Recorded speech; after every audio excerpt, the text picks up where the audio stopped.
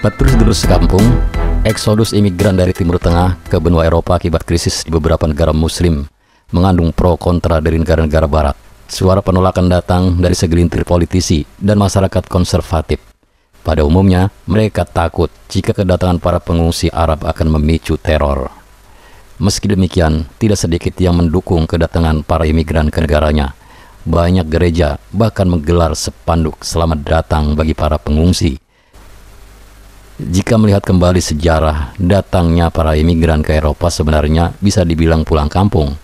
Mansur Abdul Hakim dalam bukunya Bangsa Romawi mengungkapkan, para sejarawan Arab dan banyak referensi dari ahli kitab menyebutkan bangsa Romawi berasal dari keturunan Esau bin Ishak bin Ibrahim.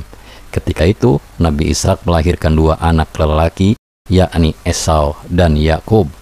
Esau dikenal juga dengan nama Easo.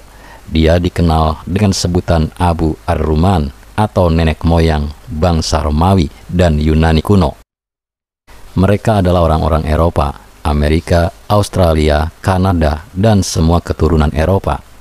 Sementara keturunan Nabi Yakub alaihissalam dikenal dengan nama Israel. Ada 12 putra yang menjadi keturunan langsung Nabi Yakub, di antaranya Nabi Yusuf.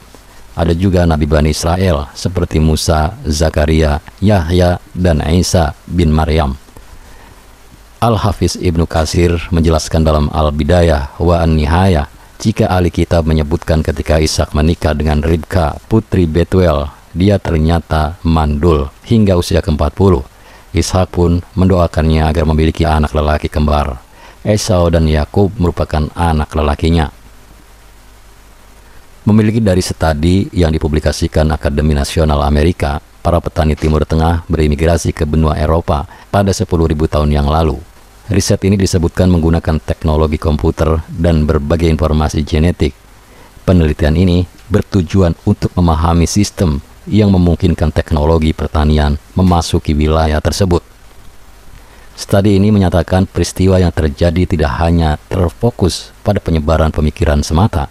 Disimpulkan jika ada gerakan kolektif penduduk yang berimigrasi ke Eropa dan bergabung atau bersinergi dengan penduduk setempat dalam mengumpulkan hasil-hasil pertanian. Para arkeologi pun berkeyakinan jika pertanian mulai ada dari Timur Tengah, kemudian berkembang ke Eropa pada tahun ke-8 sebelum Masehi. Para ilmuwan kemudian melakukan analisis dan berbagai riset terhadap gelombang-gelombang genetik yang terjadi pada kromosom-kromosom. Ini dikenal dengan nama kromosom jantan yang terdapat dalam DNA dari anak-anak orang tuanya. Mereka mempelajari seintensif mungkin berbagai perubahan genetik yang langka. Diyakini perubahan ini terjadi hanya satu kali sepanjang sejarah manusia. Mereka pun berkesimpulan jika 50% gen yang diwarisi orang-orang Eropa kontemporer berasal dari para petani awal yang berimigrasi dari Timur Tengah. Para arkeolog menyatakan bahwa pertanian telah menyebar dari timur dekat menuju utara dan barat Eropa.